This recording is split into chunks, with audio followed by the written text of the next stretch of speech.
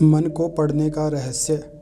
इसके पिछले पार्ट में अंधा आदमी राजा से कहता है, हे राजन, आपने मुझसे कई सारे सवाल पूछे जिनका जवाब मैंने आपको सही सही दिया है। यदि कोई और राजा होता तो मुझे इसके बदले में ढेरों इनाम मिल चुके होते, लेकिन अब तक आपने एक फूटी कौड़ी तक मुझे नहीं दी है। इस बात से ही मैंने अंदाज़ा लगा लिया था कि आप बहुत कंजूस हो। यह बात सुनकर राजा ज़ोर ज़ोर से हंसने लगता है और कहता है कि आप जो भी मांगेंगे वह मैं आपको अवश्य दूंगा, लेकिन मुझे यह बताओ कि तुम्हें कैसे पता चल जाता है कि कौन सी बात सही है और कौन सी गलत। तुम किसी भी बात का इतना सटीक और सही जवाब कैसे दे पाते हो। इस पर वह अंधा आदमी कहता है, हे राजन, मैं तो वैसे ही अंधा हूँ। यदि मेरी आंखें होती तो मैं किसी की भी बात, मन की बातें बड़ी सरलता से जान लेता। मन की एक भाषा होती है और यह भाषा मनुष्य के शरीर के व्यवहार के रूप में देखी जा सकती है। उसकी आँखों से, उसके होठों से, उसके काम करने के तरीके से और उसकी क्रियाओं से पता किया जा सकता है कि उसके मन में क्या चल रहा है। उसके आधार पर हम किसी के भी मन की बातें जान सकते हैं। लेकिन मैं तो अंधा हूँ, मैं देख नहीं सकता, इसलिए मैं क्रियाओं से देखता हूँ। यदि मुझे कोई बात जाननी हो तो अगले आदमी को कुछ काम देना पड़ता है, जिस पर वह व्यक्ति किस प्रकार काम करता है, किस तरीके से इस काम को करता है, उसके आधार पर ही मैं यह पता कर पाता हूँ कि उसके मन में क्या चल रहा है। तभी वह राजा कहता है, तो क्या इसका अर्थ यह हुआ कि मैं किसी के भी मन की बातें जान सकता हूँ। इस पर वह अंधा आदमी कहता है, हे राजन, अवश्य आप भी किसी के भी मन की बात जान सकते हैं, किंतु उससे पहले आपको अपने ऊपर काम करना होगा, और वह काम है अपने मन को शांत करना, अपने मन को वर्तमान में लाना, जिसके लिए मैं आज आपको 3 तरीके बताने वाला हूँ। और ये तीनों ही तरीके बड़े ही आसान और सरल है। किंतु हे राजन, उससे पहले आपको एक काम करना होगा, अपने मन को एकाग्र करना होगा। जब हम अपने मन को एकाग्र करते हैं, अपने मन को वर्तमान में लाते हैं, तो हम दूसरे के मन की बात जान सकते हैं, क्योंकि वह आदमी अभी भी अपने मन में वर्तमान में ही सोच रहा है, और हमें भी मन को वर्तमान में ही लाना होगा, तभी हम उसके मन की बातें जान सकते हैं। यदि हम अतीत में हुई घटनाओं के बारे में सोच रहे हैं, तो वह जो अगला आदमी वर्तमान में सोच रहा है, वर्तमान में अपने मन में बात कर रहा है, वह हम कैसे जान पाएंगे, क्योंकि हम तो अतीत की घटनाओं में डूबे हुए हैं। इसलिए किसी के भी मन की बात जानने के लिए सबसे पहले हमें हमारे मन को एकाग्र करना होगा, उसे वर्तमान में लाना होगा। आगे वह व्यक्ति राजा से कहता है, हे राजन, जो 3 तरीके मैं आपको बताने वाला हूँ, इन 3 तरीकों से बड़ी आसानी से किसी के भी मन की बातें जान सकते हैं। उसके बाद वह अंधा आदमी राजा से कहता है, हे राजन, जो सबसे पहला तरीका है वह है आँखों पर ध्यान देना। किसी व्यक्ति से बात करते वक्त उसकी आँखों में देखना, उसकी आँखों पर ध्यान देना जो सबसे ज़्यादा ज़रूरी है, क्योंकि आँखें बोलती नहीं पर बहुत कुछ कह जाती है। यदि हम किसी व्यक्ति की आँखों के इशारों को समझना सीख जाएं, हम यह जान पाएंगे कि व्यक्ति के दिमाग में क्या चल रहा है, वो क्या सोच रहा है और अभी वह क्या करने वाला है। मेरे पास आँखें नहीं है, लेकिन मैंने अपने गुरु से यह विद्या सीखी है, क्योंकि बहुत सालों पहले मेरे पास आँखें थी और मैं उस वक्त लोगों के मन की बातें केवल उनकी आँखों से ही जान लेता था। इसलिए यदि आप भी दूसरों के मन की बातें जानना चाहते हैं, तो आपको भी उनकी आँखों पर गौर करना चाहिए, जैसे कि उनका आकार कैसा है, वह कब, कहाँ और किधर देख रहे हैं।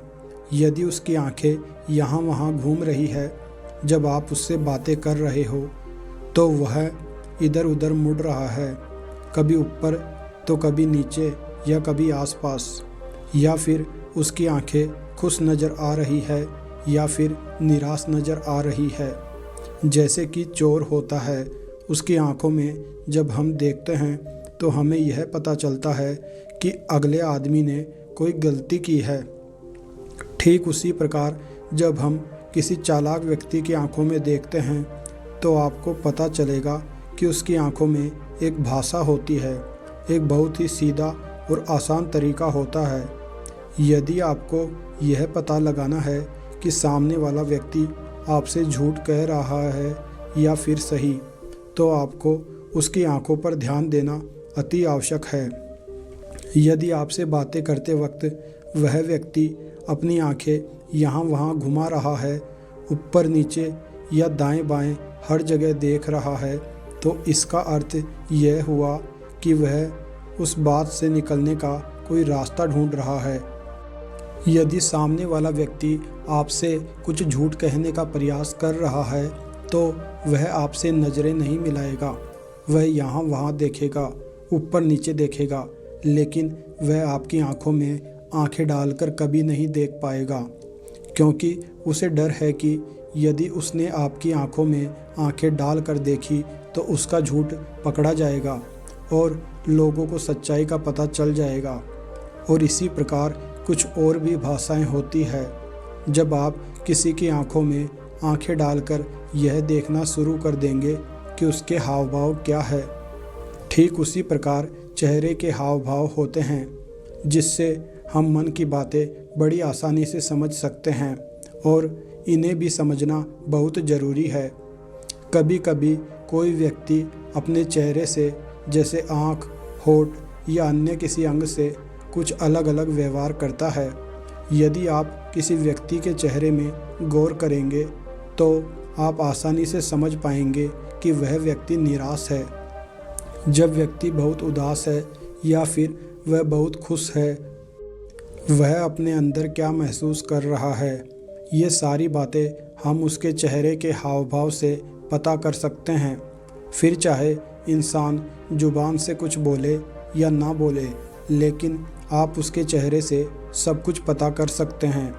आगे व्यक्ति राजा से तीसरा तरीका बताते हुए कहता है, हे राजन, इसी प्रकार तीसरी भाषा भी है, अर्थात तीसरा तरीका भी है, और वह है हाथों के इशारे और शरीर का व्यवहार। मन की बात समझने के लिए हमें हाथ के इशारे और शरीर के व्यवहार को समझना बहुत आवश्यक है। कोई व्यक्ति जब बात करता है तो आपने देखा होगा कि वो अपने हाथों को हिलाता रहता है, अपने हाथों से इशारा करता रहता है। बातों के साथ साथ अपना शरीर का जो व्यवहार है, अर्थात बॉडी लैंग्वेज, उसका भी पूरा उपयोग करता है, जिससे हमें यह पता चल पाता है कि वह व्यक्ति हमारी बातों पर कितना ध्यान दे रहा है और उसके मन में क्या चल रहा है। शरीर के व्यवहार को देखने के लिए उसके हाथ मटकाने, शरीर मटकाने और चेहरे पे बार बार हाथ लाना, हाथों का एक दूसरे से मसलना, ऐसी बहुत सी क्रियाएं होती है। उस पर हमें ध्यान देना अति आवश्यक है। मन की बात को समझने के लिए हमें शरीर के व्यवहार को भी समझना पड़ता है। यदि हम इन तीन तरीकों को सही तरीके से ध्यान देकर इन तीन तरीकों को अच्छे से समझ लेते हैं तो हम बहुत जल्दी किसी भी व्यक्ति के मन की बातें बड़ी सरलता और सहजता से जान सकते हैं। इसलिए यदि आपको किसी के मन की बातें जाननी है तो आपको उसकी आंखों पर, उसके चेहरे पे, उसके शरीर के हाव भाव को और उसके हाथों को ध्यानपूर्वक देखना और समझना होगा, जिससे आप यह जान पाएंगे कि आखिरकार उसके मन में क्या चल रहा है और वह क्या सोच रहा है।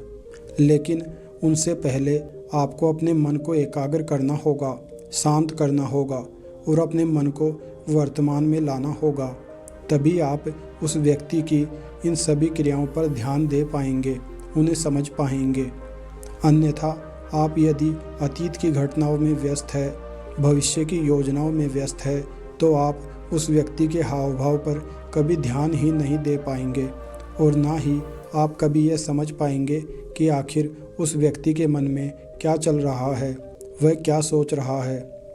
आपने देखा होगा कि ऐसे कई बड़े संत महात्मा हैं जो बड़ी ही शांति से आपको देखते हैं और आपको देखकर ही यह बता देते हैं कि आपके मन में क्या चल रहा है, आप उनसे क्या जानने आए हैं। और इसका सबसे प्रमुख कारण यही है कि वह आपको पढ़ सकते हैं, आपको समझ सकते हैं, आपके मन की बातें जान सकते हैं, क्योंकि उनका मन एकाग्र है, शांत है। और यही कारण है कि वह आपके मन की बातें बड़ी सरलता से समझ जाते हैं। तो दोस्तों, उम्मीद करता हूँ आपको इस कहानी से एक अच्छी सीख मिली होगी। यह कहानी आपको कैसी लगी हमें कमेंट करके ज़रूर बताएं और इस कहानी को अपने दोस्तों के साथ ज़रूर शेयर करें ताकि उन्हें भी इस कहानी से सीखने का मौका मिले।